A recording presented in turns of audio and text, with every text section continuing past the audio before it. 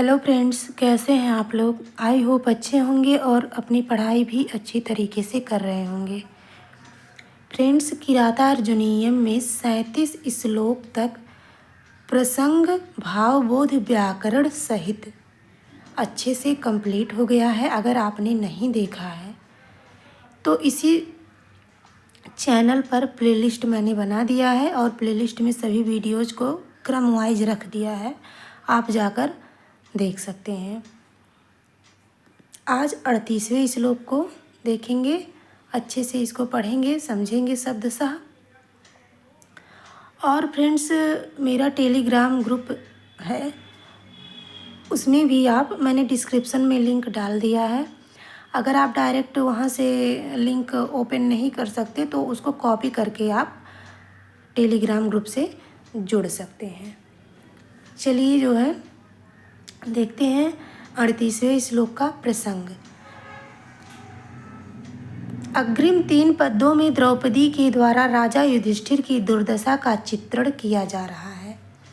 अब ये आगे जो 3 श्लोक रहेंगे, इसमें युधिष्ठिर की दुर्दशा का चित्रण किया गया है इन तीनों श्लोकों में। इसके पहले के श्लोकों में जो 2-3 श्लोक आए तो उसमें भीम की दुर्दशा का वर्णन, उसके बाद अर्जुन, फिर नकुल सहदेव। अब युधिष्ठिर की दुर्दशा का वर्णन द्रौपदी कर रही हैं। फ्रेंड्स, चैनल पर नए हैं, चैनल सब्सक्राइब कर लीजिए और बेल आइकन तो ज़रूर प्रेस कर दीजिए ताकि टाइम से नोटिफिकेशन आपके पास जाता रहे। ये श्लोक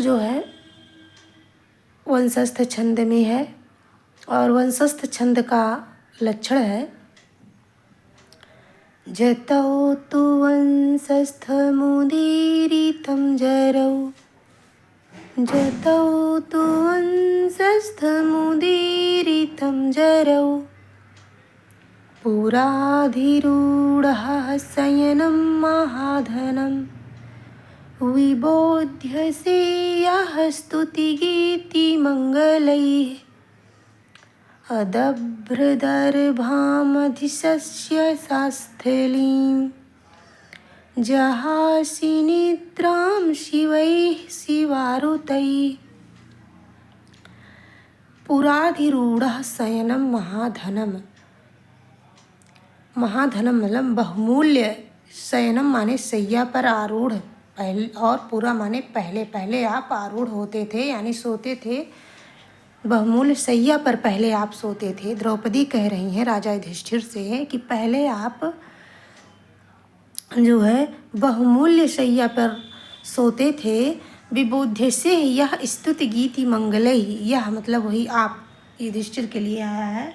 यह जो आप स्तुति गीति मंगल के द्वारा, स्तुति मंगल गीत के द्वारा आप विबोध्य से मतलब जगाए जाते थे, वहीं आज देखिए अदभ्र दर्भाम अधिशय्य शास्थलीम, जहास निद्राम शिवैः शिवारुतैः। शिवा माने शियारिन, अशिवैः मतलब अमंगलकारी, शियारिनों के अदभ्र दर्भाम मतलब उसकी आवाज़ से आप जहाज त्यागते हैं। निद्राम अपनी निद्रा को, आज अपनी निद्रा को आप अमंगलकारी शियारिनों के आवाज़ से जागते हैं। ठीक है, आई होप आप लोग समझ गए होंगे। आइए हिंदी अनुवाद देखते हैं। जो आप पहले बहुमूल्य शैया पर लेटे हुए मांगलिक स्तुतियों और गीतों के द्वारा जगाए जाते थे, वही आप अब कुशों से आकीर्ण वन भूमि पर सोते हुए श्रृगालियों के अमंगल सूचक शब्दों से अपनी नींद तोड़ते हैं। आइए देखते हैं भावबोध एवं व्याकरण। यह माने भगवान, जो या आप किसके लिए आया है? राजा युधिष्ठिर के लिए। यह शब्द युधिष्ठिर की तत्कालीन दशा की ओर संकेत करता है जब वे इंद्रप्रस्थ के राजा के रूप में प्रतिष्ठित थे। पूरा माने पहले या पूर्व समय में, यह अव्यय है और भूतकाल के अर्थ में प्रयुक्त होता है। महाधनम बहुमूल्य, महत धनम यस्य तत् महाधनम, बहुव्रीहि समास। शयनम शय्या पर, शय्यते अस्मिन् इति शयनम शींग स्वप्ने धातु से अधिकरण अर्थ में ल्युट प्रत्यय और उसे योर नाको सूत्र से अन आदेश होकर द्वितीय एक वचन में शयनम पद निष्पन्न होता है। यह अधिरूढ़ का कर्म है क्योंकि अधिशींग अस्था कर्म सूत्र से शयन की कर्म संज्ञा हुई है। अधिरूढ़ सोए हुए, उसके ऊपर लेटे हुए। अधि उपसर्ग पूर्वक रूढ़ धातु से कर्म अर्थ में अक्त प्रत्यय लगकर प्रथमा एक वचन में अधिरूढ़ा पद बनता है। अब है आगे स्तुति गीति मंगलैः, स्तुति और गीत रूपी मांगलिक कृत्यों के द्वारा। स्तुयश्च गीतयश्च इति स्तुति गीतयः इतरेतर द्वंद्व समास हो जाएगा। गीतयः ताः इतरेतर द्वंद्व समास। विबोध्य से जगाए जाते थे, वि उपसर्ग पूर्वक बुध अवगमने धातु से ऋच प्रत्यय और पुरिलुंग चास में सूत्र से पुरा के योग में अनद्यतन भूतकाल के अर्थ में लट लकार का प्रयोग हुआ है। कर्म वाच्य में मध्यम पुरुष एक वचन में विबोध्य से रूप बनता है। सह माने त्वम यानी वही आप। अदभ्र दर्भाम कुशों से व्याप्त, अदभ्र का अर्थ है बहुल या भरी हुई। अस्थिलीम असंस्कृत या अकृत्रिम भूमि में। और यहाँ देखिए और है अधिशय्य शब्द में आए हुए अधि उपसर्ग पूर्वक शींग स्वप्ने धातु से ल्यप प्रत्यय लगकर अधिशय्य पद बनता है। अशिवैः शिवारुतैः श्रीगालियों के अमंगल सूचक शब्दों से। निद्राम जहासी निद्रा को त्यागते हो।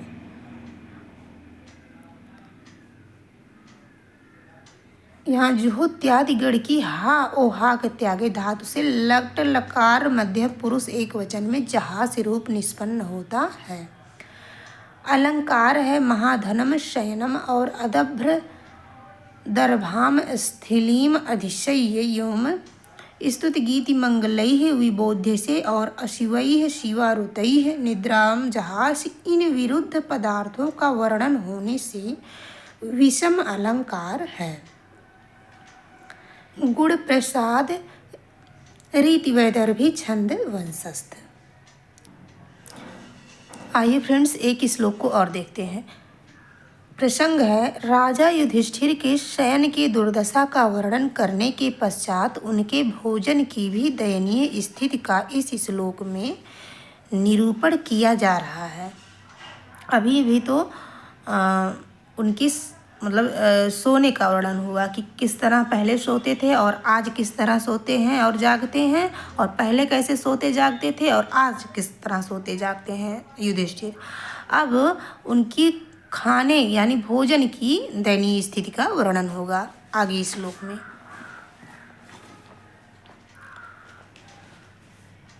पुरोपनीतं नृपरामणीयकं द्विजातिशेषेण यदेतदन्धसा तदद्यते वन्यफलाशिनः परं परैति कार्श्यं यशसा समं वपुः। वपुः माने शरीर, मतलब यहाँ पे देखिए यशसा 3 की पावर 1 है और यहाँ पे तदद्य में जस्त संधि हुआ है। आइए हिंदी अनुवाद देखते हैं। और यहाँ नृप जो है युधिष्ठिर के लिए आया है, संबोधन है। हे राजन, आपका जो यह शरीर पहले ब्राह्मणों के भोजन के पश्चात बचे हुए अन्न, अंधसा माने अन्न होता है, अन्न को खाने से पुष्ट होने के कारण रमणीयता को प्राप्त हो गया था, आज जंगली फलों को खाने वाला वही शरीर यश के साथ साथ अत्यंत क्षीणता को प्राप्त हो रहा है। द्रौपदी कह रही है युधिष्ठिर से कि पहले तो आप जो है, पहले जो द्विज यानी ब्राह्मणों को भोजन कराने के पश्चात जो अन्न बचता था, जो तब वो जो आप ग्रहण करते थे भोजन, वो आपके शरीर को लगता था, यानी आप हृष्ट पुष्ट बन होते थे और रमणीयता को प्राप्त होते थे, मतलब सुंदर आपका शरीर होता था, लगता था। वहीं आज जंगली फल को खाने से आपका जो है रमणीयता क्षीण हो गया है और मतलब आपका शरीर दुबला पतला हो गया है। यही द्रौपदी कह रही हैं युधिष्ठिर से।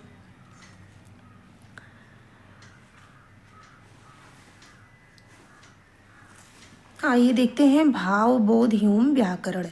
नृप हे राजन, नृपान पात इति नृपः तत्संबुद्धौ नृप यद एतत् ते वपुः, जो यह तुम्हारा शरीर पूरा माने पहले द्विजाति शेषेण ब्राह्मणों के भोजन करने से बचे हुए।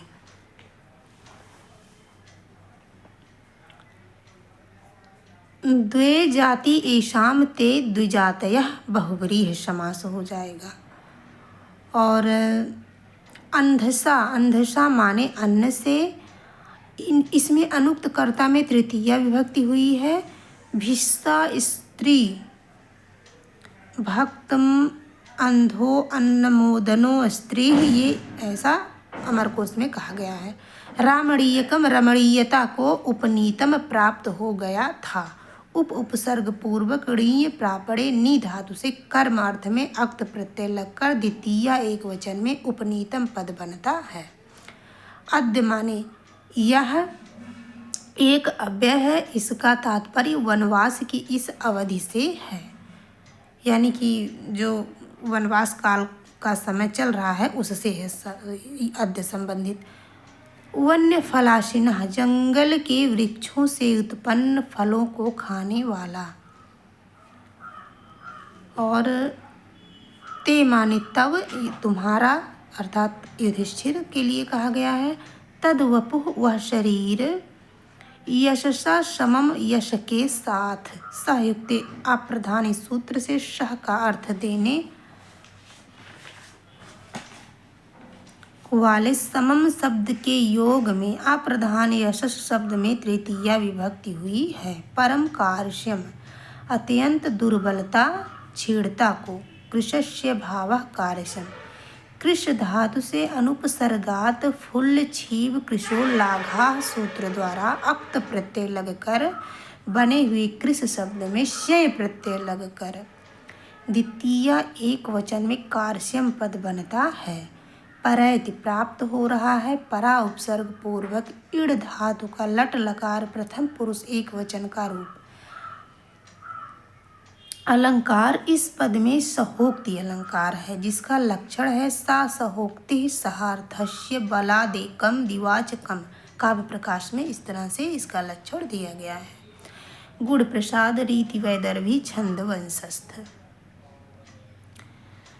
तो फ्रेंड्स 39 श्लोक तक कंप्लीट हुआ। अगर पिछली वीडियोज़ को आपने नहीं देखा है तो आप जाकर चैनल के प्लेलिस्ट पर जाकर देख सकते हैं। और फ्रेंड्स, चैनल अगर आपको वीडियो पसंद आ रहा हो तो प्लीज़ लाइक और सब्सक्राइब कर लीजिए, नोटिफिकेशन ताकि आपको मिले, इसके लिए बेल आइकन प्रेस कर दीजिए और शेयर भी कर दिया कीजिए वीडियो। चलिए मिलते हैं अगले वीडियो में।